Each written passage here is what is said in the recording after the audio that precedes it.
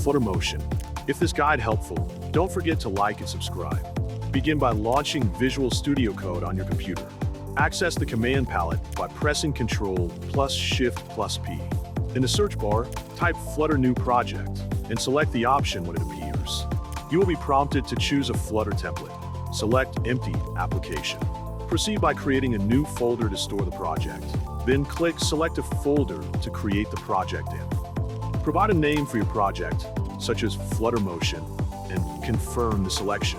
After the project has been created, open the lib folder and locate the main.dart file.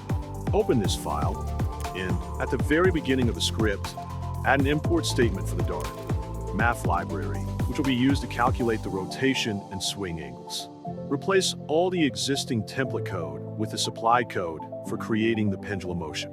The complete code can be copied from the pinned comment provided.